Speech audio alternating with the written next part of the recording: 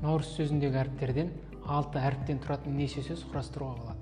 Біріншісінде әріптер қайталанады. Сөздің мағынасы маңызды емес. Біз бірінші клеткаға 6 әріп жазуымызға болады. Екіншісіне де тура солай, үшіншісіне де, төртіншісіне де, бесіншісіне де, алтыншысына да тура солай 6 әріптер жазуға болады. Осының барлығын көбейтетін болсақ, тең 46656. Екінші тапсырма: наурыз сөзіндегі әріптерден неше сөз құрастыруға болады? Сөздің мағынасы маңызды емес. Бұл жерде әріптер қайталанбайды.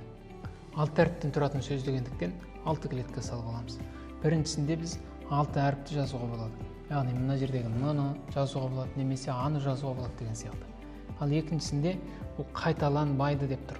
Сондықтан біз біріншісіне ны жазсақ, екіншісіне жазбаймыз. Яғни 5 вариант бар бұл жерде. Келесісі 4, 3, 2, 1. Осылайша азайта береміз сандарды. Тең, енді осының барлығын көбейтетін болсақ, жауабы 720 сөз құрастыруға болады.